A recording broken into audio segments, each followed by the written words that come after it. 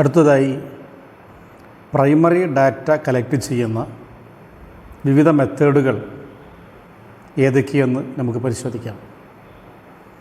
Primary data collect ചെയ്യുന്നതിന് പ്രധാനമായും 3 മെത്തേഡുകളുണ്ട്. ഒന്ന് personal interview, 2 mailing questionnaire, 3 telephone interview. ഈ 3 മെത്തേഡുകളെയും വിശദമായിട്ട് നമുക്ക് ചർച്ച ചെയ്യാം. ഒന്ന് പേഴ്സണൽ ഇൻ്റർവ്യൂ. ഈ മെത്തേഡ് അനുസരിച്ചുകൊണ്ട് ആരിൽ നിന്നാണോ വിവരങ്ങൾ ശേഖരിക്കാൻ ഉദ്ദേശിക്കുന്നത് അവരുമായിട്ട് വിവരങ്ങൾ ശേഖരിക്കുന്ന വ്യക്തി അഥവാ ഇൻവെസ്റ്റിഗേറ്റർ നേരിട്ട് ബന്ധപ്പെടുകയും വിവരങ്ങൾ ശേഖരിക്കുകയും ചെയ്യുന്നു. അഥവാ ഇൻവെസ്റ്റിഗേറ്റർ റെസ്പോണ്ടൻറ്റിൽ നിന്നും മുഖാമുഖം വിവരങ്ങൾ ശേഖരിക്കുന്ന രീതിയാണ് പേഴ്സണൽ ഇൻ്റർവ്യൂ. പേഴ്സണൽ ഇൻ്റർവ്യൂവിന് നേട്ടങ്ങളുണ്ട്, അതോടൊപ്പം ചില പോരായ്മകളുമുണ്ട്. അതിൻ്റെ നേട്ടങ്ങളും കോട്ടങ്ങളും നമുക്ക് പരിശോധിക്കാം. പ്രധാനപ്പെട്ട നേട്ടങ്ങൾ: ഒന്ന്, responses will be more encouraging when approached personally. ഒരു വ്യക്തിയെ വ്യക്തിപരമായിട്ട് സമീപിക്കുമ്പോൾ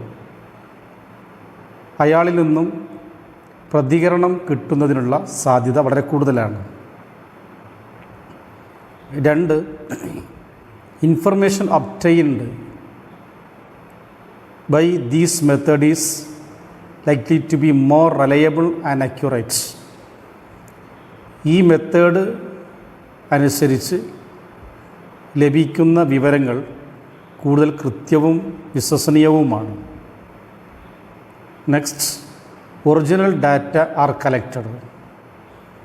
യഥാർത്ഥത്തിലുള്ള ഡാറ്റകളാണ് ശേഖരിക്കപ്പെടുന്നത്.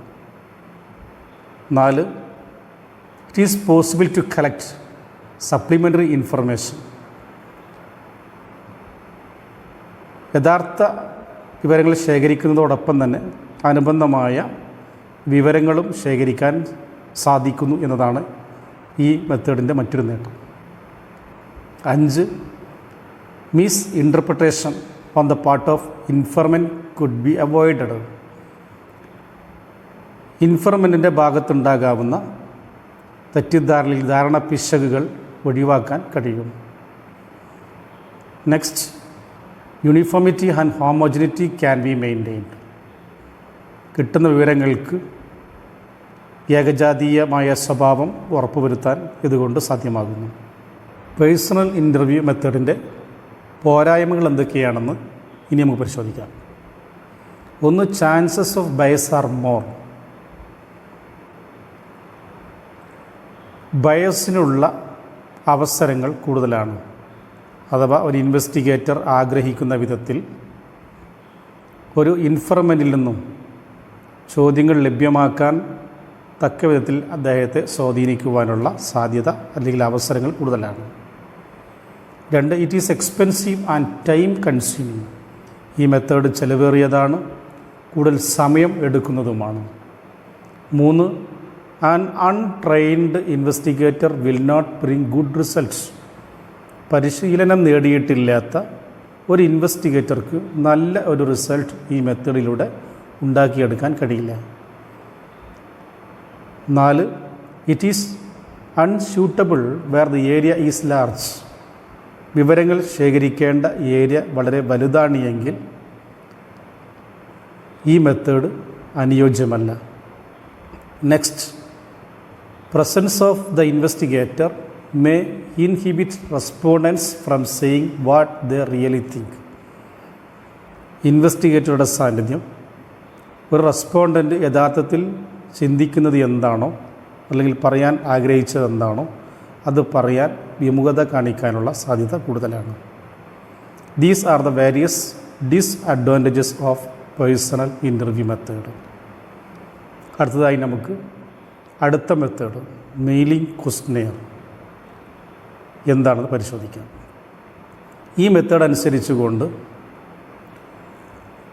നമുക്ക് ആവശ്യമായ വിവരങ്ങൾ ശേഖരിക്കാൻ പര്യാപ്തമായ ചോദ്യങ്ങൾ അടങ്ങിയിട്ടുള്ള ഒരു ചോദ്യാവലി ഇൻഫോർമൻറ്റിന് പോസ്റ്റായിട്ട് അയച്ചു കൊടുക്കുന്നു. അതോടൊപ്പം ഈ ചോദ്യാവലി പൂരിപ്പിച്ച് നിശ്ചിത സമയത്തിനകം തിരിച്ചയക്കണമെന്ന ഒരു അഭ്യർത്ഥന കൂടി ഉള്ളടക്കം ചെയ്യുന്നു. ഇങ്ങനെ ചോദ്യാവലി മെയിൽ ചെയ്തുകൊണ്ട് സ്വീകരിക്കുന്ന ഒരു രീതിയായതുകൊണ്ടാണ് ഇതിനെ മെയിലിംഗ് ക്വസ്റ്റ്യനർ മെത്തേഡ് എന്ന് വിളിക്കപ്പെടുന്നത്. ഇതിൻ്റെ നേട്ടങ്ങളും കോട്ടങ്ങളും പരിശോധിക്കാം. നേട്ടങ്ങൾ: these method is less expensive. ഈ മെത്തേഡ് ചെലവ് കുറഞ്ഞതാണ്. 2, it does not allow influencing the respondents by the interviewer. ഈ മെത്തേഡിൽ ഒരു ഇൻ്റർവ്യൂവർക്ക് റെസ്പോണ്ടൻറ്റിനെ സ്വാധീനിക്കാൻ കഴിയില്ല. 3, it can be widely used when the area of investigation is large. ഇൻവെസ്റ്റിഗേഷൻ്റെ വിവരങ്ങൾ ശേഖരിക്കേണ്ട ഏരിയ വളരെ വലുതാണെങ്കിൽ ഈ മെത്തേഡ് വ്യാപകമായിട്ട് ഉപയോഗപ്പെടുത്താവുന്നതാണ്. Next, it permits the respondents to take enough time to give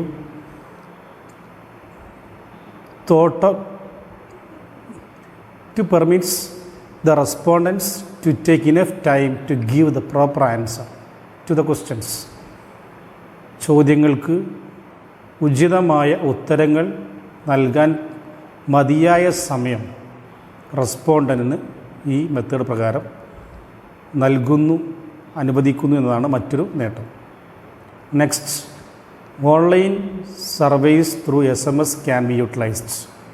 ഈ മെത്തേഡ് അനുസരിച്ചുകൊണ്ട് SMS-ലൂടെയുള്ള online സർവേകളും ഉപയോഗപ്പെടുത്താവുന്നതാണ്.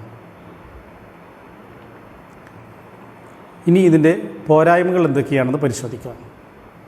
1, there is less opportunity for providing assistance to clarify doubts.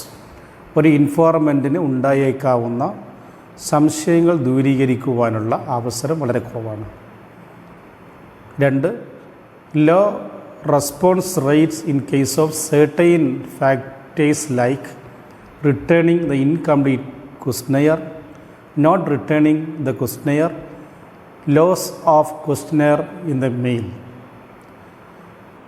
അപൂർണമായ ചോദ്യങ്ങൾ മടക്കി അയക്കുക, അപൂർണമായ ചോദ്യാവലി മടക്കി അയക്കുക, ചോദ്യാവലി മടക്കി അയക്കാതിരിക്കുക, അതുപോലെ അയച്ച ചോദ്യാവലി മെയിലിൽ നഷ്ടപ്പെടുക തുടങ്ങിയതുപോലെയുള്ള പല കാരണങ്ങൾ കൊണ്ട് റെസ്പോൺസ് റേറ്റ് വളരെ കുറവാണ് എന്നതാണ് ഈ മെത്തേഡിൻ്റെ മറ്റൊരു പോരായ്മ. 3-ാമത്തെ മെത്തേഡാണ് ടെലഫോൺ ഇൻ്റർവ്യൂ മെത്തേഡ്. ഈ മെത്തേഡ് അനുസരിച്ച് ഇൻവെസ്റ്റിഗേറ്റർ ടെലഫോണിലൂടെ വിവരങ്ങൾ ശേഖരിക്കുന്നു. ഇൻവെസ്റ്റിഗേറ്റർ ടെലഫോണിലൂടെ ഇൻഫോർമൻറ്റിനോട് ചോദ്യങ്ങൾ ചോദിക്കുകയും വിവരങ്ങൾ ശേഖരിക്കുകയും ചെയ്യുന്നു. ഇതിൻ്റെ നേട്ടങ്ങളും കോട്ടങ്ങളും പരിശോധിക്കാം. നേട്ടങ്ങൾ: 1, it is relatively less expensive than personal interview. Personal ഇൻ്റർവ്യൂവിനേക്കാളും ചെലവ് കുറവാണ് ഈ method. 2, it can be conducted in a shorter time. ഈ മെത്തേഡ് കുറഞ്ഞ സമയം കൊണ്ട് ചെയ്യാവുന്നതാണ്. കുറഞ്ഞ സമയം കൊണ്ട് ഈ തരത്തിൽ വിവരങ്ങൾ ശേഖരിക്കാവുന്നതാണ്. 3, it facilitates clarification of doubts of respondents. റെസ്പോണ്ടൻറ്റിൻ്റെ ഭാഗത്തുണ്ടാകുന്ന സംശയങ്ങൾ ദൂരീകരിക്കാൻ, സംശയങ്ങൾക്ക് വ്യക്തത വരുത്താൻ ഈ മെത്തേഡ് സഹായകമാകുന്നു. Next, this is better in cases where respondents are reluctant in answering certain questions in personal interviews. Personal interview മെത്തേഡിൽ ഒരു റെസ്പോണ്ടൻ്റ് പ്രതികരിക്കാൻ വിമുഖത കാണിക്കുന്ന ചില സന്ദർഭങ്ങളിൽ ഈ മെത്തേഡ് അനുയോജ്യമാണ്. ഈ മെത്തേഡിൻ്റെ പോരായ്മകൾ: 1, many person may not own telephone. പല വ്യക്തികൾക്കും ടെലഫോൺ സൗകര്യങ്ങൾ ഉണ്ടാകില്ല എന്നതാണ് ഇതിൻ്റെ ഒരു പോരായ്മ. 2, telephone interviews obstruct visual reactions of respondents. റെസ്പോണ്ടൻ്റെ ഭാഗത്തു നിന്നുണ്ടാകുന്ന പ്രതികരണങ്ങളെ ദൃശ്യമായിട്ട് അറിയാൻ കഴിയില്ല എന്നുള്ളതാണ് ഈ മെത്തേഡിൻ്റെ മറ്റൊരു പോരായ്മ. Next, there are chances that the interviewer may influence respondents.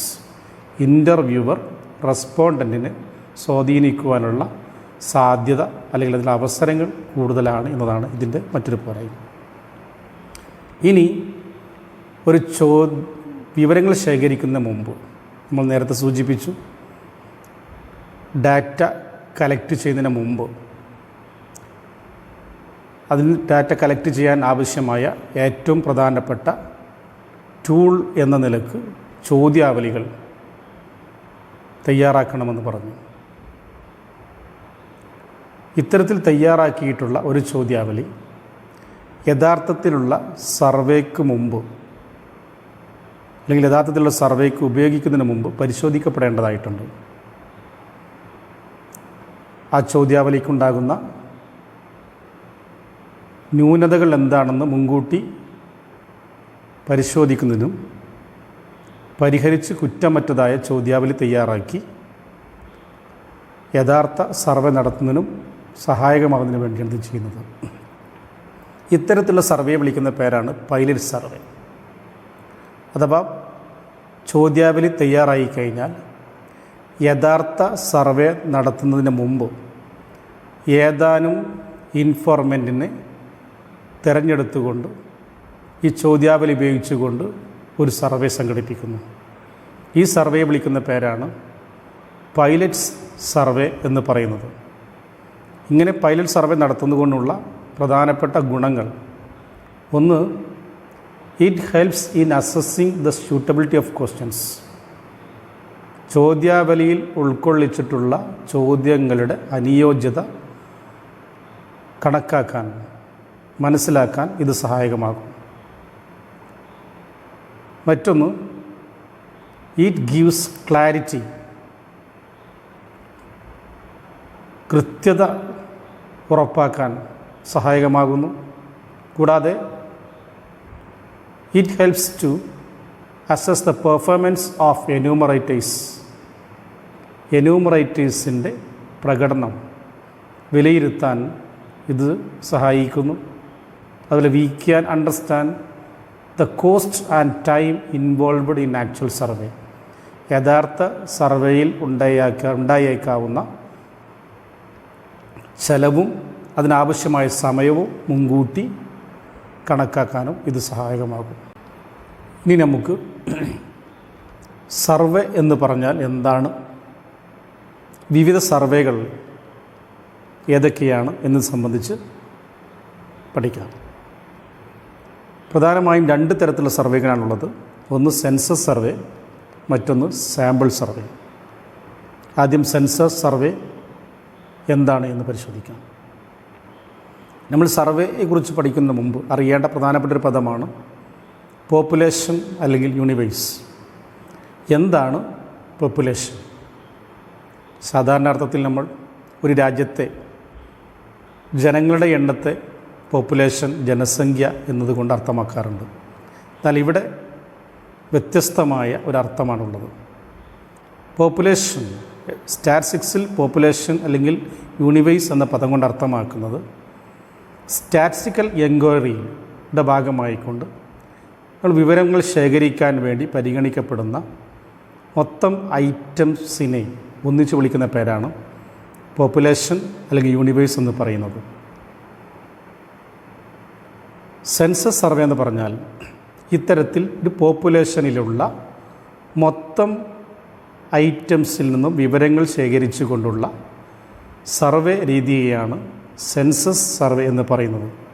That is A complete enumeration of all the items in the population is known as census survey.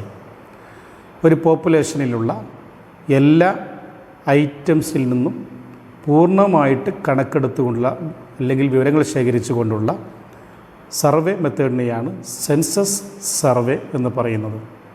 ഇതിനെ മെത്തേഡ് ഓഫ് കംപ്ലീറ്റ് എന്യൂമറേഷൻ എന്ന് വിളിക്കാറുണ്ട്. Census സർവേയുടെ നേട്ടങ്ങളും കോട്ടങ്ങളും എന്തൊക്കെയെന്ന് പരിശോധിക്കാം.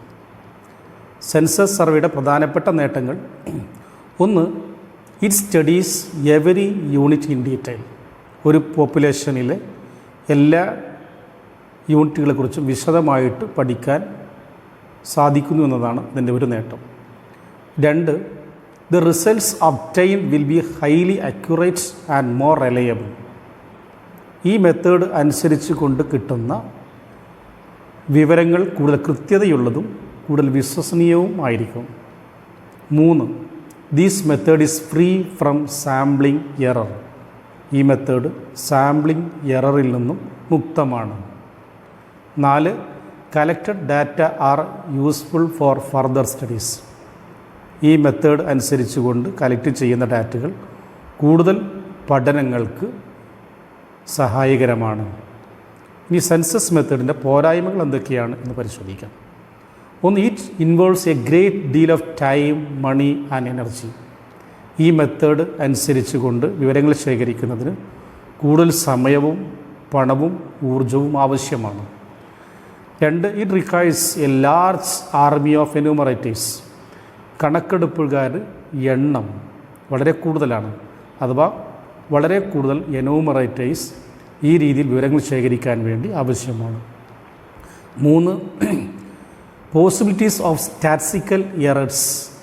Statistical എററിനുള്ള സാധ്യത ഉണ്ട്, പ്രത്യേകിച്ചും ഡാറ്റകളുടെ ബാഹുല്യം കാരണമായിട്ട്. 4, this method is not applicable for infinite population. ഈ മെത്തേഡ് ഒരു ഇൻഫൈനൈറ്റ് പോപ്പുലേഷന് അനുയോജ്യമായ ഒരു മെത്തേഡല്ല. ഇനി സാമ്പിൾ സർവേ എന്ന് പറഞ്ഞാൽ എന്താണ് എന്ന് പരിശോധിക്കാം.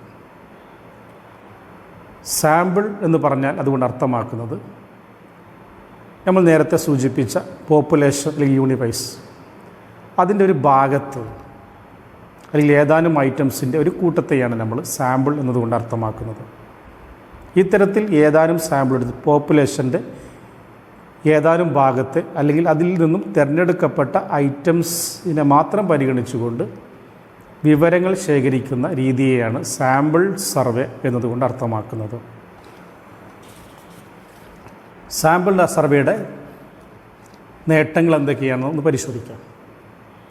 1, A sample can provide reliable and accurate information at A lower cost and in shorter time.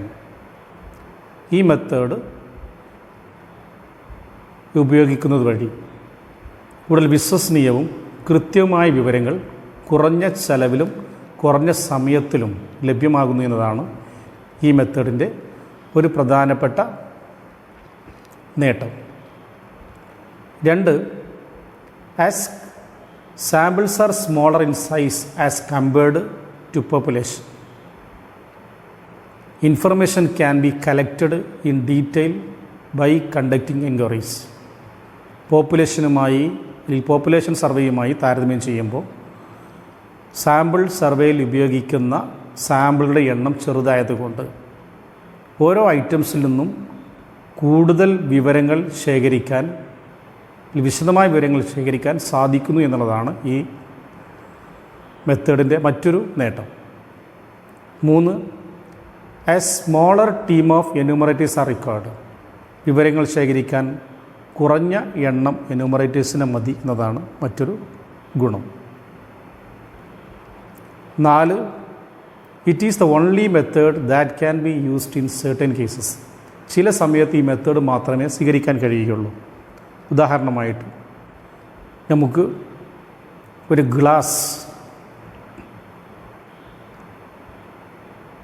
ഗ്ലാസിൻ്റെ സ്ട്രെങ്ത് പരിശോധിക്കണം. അങ്ങനെയാണെങ്കിൽ സ്ട്രെങ്ത് ഉണ്ടോ എന്നറിയുന്നതിന് വേണ്ടി എല്ലാ ഗ്ലാസും നമുക്ക് ഒരിക്കലും പരിശോധിക്കാൻ കഴിയില്ല. മറിച്ച് അതിൽ നിന്നും ഏതാനും ഗ്ലാസുകൾ പരിഗണിച്ചുകൊണ്ട് സെലക്ട് ചെയ്തുകൊണ്ട് ആ ഗ്ലാസിൻ്റെ സ്ട്രെങ്ത് എത്രമാത്രമെന്ന് മനസ്സിലാക്കിയെടുക്കാൻ സാധിക്കുന്നു.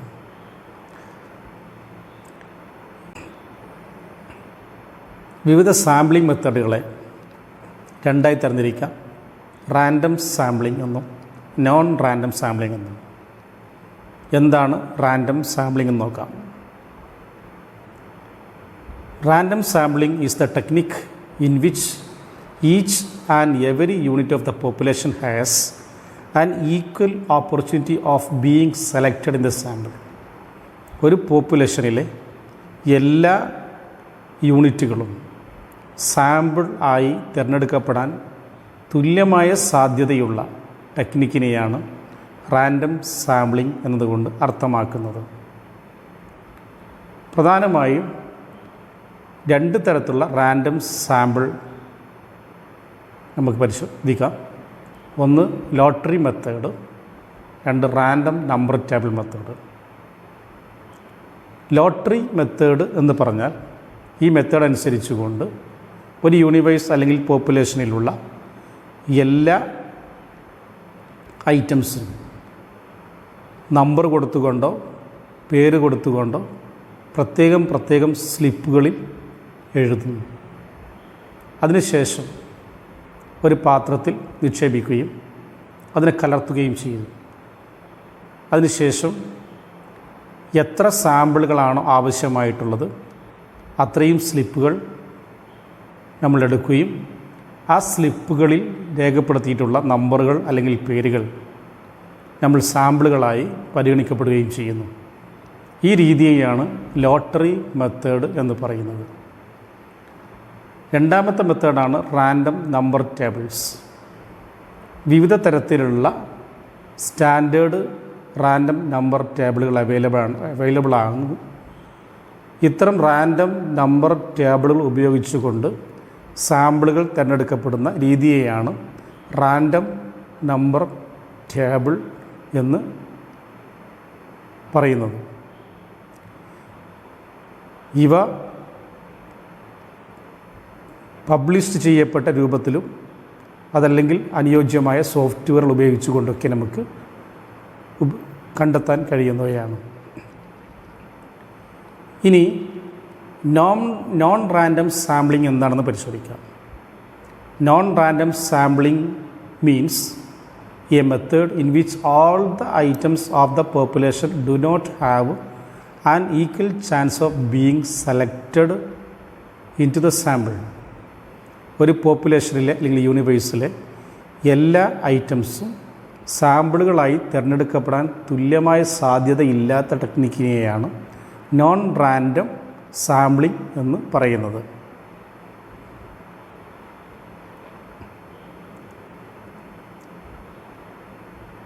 ഇവിടെ ഇത്തരം മെത്തേഡുകളിൽ പ്രധാനമായിട്ടും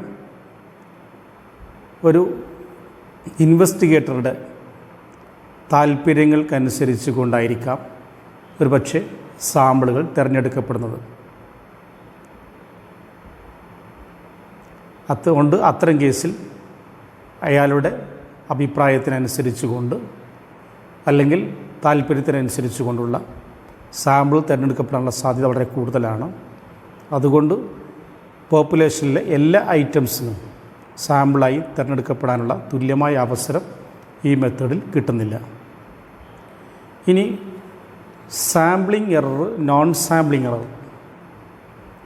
നമ്മൾ സാമ്പിളുകൾ ഉപയോഗിച്ചുകൊണ്ട് വിവരങ്ങൾ ശേഖരിക്കുമ്പോഴും അതല്ല സെൻസസ് മെത്തേഡിലൂടെ വിവരങ്ങൾ ശേഖരിച്ചുകൊണ്ട് വിവരങ്ങൾ ശേഖരിച്ച് അത് നിഗമനത്തിൽ എത്തിച്ചേരുമ്പോഴും ചില വ്യത്യാസങ്ങൾ സംഭവിക്കാറുണ്ട്. ഈ വ്യത്യാസങ്ങളെയാണ് നമ്മൾ സാമ്പിളിംഗ് എറർ എന്ന് പറയുന്നത്. അഥവാ സാമ്പിളിംഗ് എറർ എന്ന് പറഞ്ഞാൽ the error arising due to drawing inferences about the population on the basis of a few observations. ഏതാനും ഒബ്സർവേഷൻസ് അല്ലെങ്കിൽ ഐറ്റംസിൻ്റെ അടിസ്ഥാനപ്പെടുത്തിക്കൊണ്ട് നമ്മൾ നിഗമനത്തിൽ എത്തിച്ചേരുന്നത് വഴി ഉണ്ടായേക്കാവുന്ന തെറ്റുകളെയാണ് സാമ്പിളിംഗ് എറർ എന്ന് പറയുന്നത്. മറ്റൊരർത്ഥത്തിൽ പറഞ്ഞാൽ sampling error means the difference between the sample value, that is the value got by sample method and the actual value, that is the value got by the complete enumeration survey method.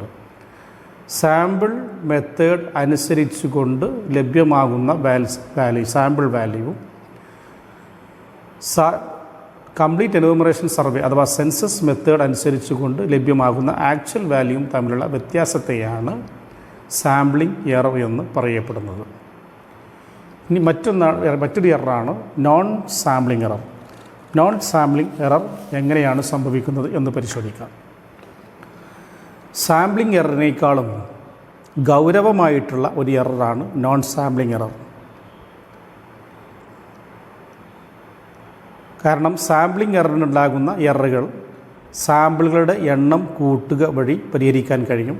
എന്നാൽ non sampling എററുകൾ അത്തരത്തിൽ പരിഹരിക്കാൻ സാധ്യമല്ല എന്നതുകൊണ്ട് തന്നെ non sampling error sampling എററിനേക്കാളും ഗൗരവമുള്ളവയാണ്. പ്രധാനമായും non random sampling error എങ്ങനെ സംഭവിക്കുന്നു എന്ന് നമുക്ക് നോക്കാം. ഒന്ന്, these type of errors take place due to recording of incorrect responses. തെറ്റായ രീതിയിൽ പ്രതികരണങ്ങൾ രേഖപ്പെടുത്തുന്ന കാരണം കൊണ്ടാണ് ഇത്തരം തെറ്റുകൾ സംഭവിക്കുന്നത്. നോൺ സാമ്പിളിംഗ് എറർ സംഭവിക്കാനുള്ള രണ്ടാമത്തെ സാഹചര്യമാണ് ഒരു ഇൻ്റർവ്യൂവർക്ക് സാമ്പിളിൽ ഉൾക്കൊള്ളിച്ചിട്ടുള്ള വ്യക്തിയെ കണ്ടുമുട്ടാൻ സാധിക്കാതെ വരുന്നത് കൊണ്ട്, അല്ലെങ്കിൽ സാമ്പിളിൽ ഉൾക്കൊള്ളിച്ച വ്യക്തി റെസ്പോണ്ട് ചെയ്യാത്ത കാരണത്താൽ. നോൺ സാമ്പിളിംഗ് എറർ സംഭവിക്കാവുന്ന മൂന്നാമത്തെ കാരണമാണ് പോപ്പുലേഷനിൽ നിന്നും ഏതാനും വ്യക്തികളെ സാമ്പിളുകളായി തിരഞ്ഞെടുക്കപ്പെടുമ്പോൾ യഥാർത്ഥത്തിൽ തിരഞ്ഞെടുക്കപ്പെടേണ്ടതായിട്ടുള്ള ആളുകളെ തിരഞ്ഞെടുക്കപ്പെടാത്തത് കൊണ്ട് സംഭവിക്കുന്ന തെറ്റുകൾ. ഇത്രയും സാഹചര്യങ്ങൾ കൊണ്ടാണ് നോൺ സാമ്പിളിംഗ് എററുകൾ സംഭവിക്കുന്നത്. ഇനി ഇന്ത്യയിൽ വിവിധ ഇക്കണോമിക് ആക്ടിവിറ്റികളെ സംബന്ധിച്ചും മറ്റുമുള്ള വിവരങ്ങൾ ശേഖരിക്കുന്ന ഔദ്യോഗികമായ ഏജൻസികൾ ഏതൊക്കെയാണെന്ന് നമുക്ക് പരിശോധിക്കാം. സംസ്ഥാന തലത്തിലും കേന്ദ്ര തലത്തിലുമുള്ള വിവിധ ഏജൻസികൾ ഇത്തരത്തിൽ ഗവൺമെൻറ്റിൻ്റെ വിവിധ സാമ്പത്തിക കാര്യങ്ങൾക്ക് ആവശ്യമായ വിവരങ്ങൾ ശേഖരിക്കുന്നതിന് വേണ്ടി പ്രവർത്തിക്കുന്നുണ്ട്. ദേശീയ തലത്തിൽ പ്രവർത്തിക്കുന്ന പ്രധാനപ്പെട്ട ഏജൻസികൾ: ഒന്ന്, സെൻസസ് ഓഫ് ഇന്ത്യ; രണ്ട്, നാഷണൽ സാമ്പിൾ സർവേ ഓർഗനൈസേഷൻ അഥവാ NSSO; മൂന്ന്, സെൻട്രൽ സ്റ്റാറ്റിസ്റ്റിക്കൽ ഓർഗനൈസേഷൻ CSO; നാല്, registrar general of India RGI; next, directorate general of commercial intelligence and statistics DGCIS; then labour bureau. ഇന്ത്യയിൽ ജനസംഖ്യാ കണക്കെടുപ്പ് നടത്തുന്ന ഇന്ത്യ ഗവൺമെൻറ്റിൻ്റെ ഏജൻസിയാണ് സെൻസസ് ഓഫ് ഇന്ത്യ. 1881 ഇന്ത്യയിൽ സെൻസസ് പ്രക്രിയ തുടങ്ങുന്നത്. ആദ്യമായിട്ട് സ്വാതന്ത്ര്യം നേടിയതിനു ശേഷം 1951 ആദ്യത്തെ സെൻസസ് നടക്കുന്നത്.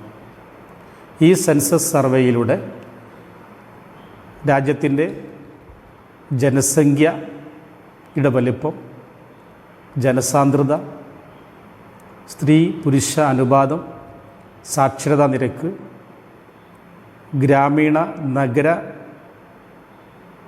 ജനസംഖ്യാ വിതരണം സംബന്ധിച്ചുള്ള വിവിധ കാര്യങ്ങൾ സംബന്ധിച്ചുള്ള വിവരങ്ങൾ ശേഖരിക്കുന്നു.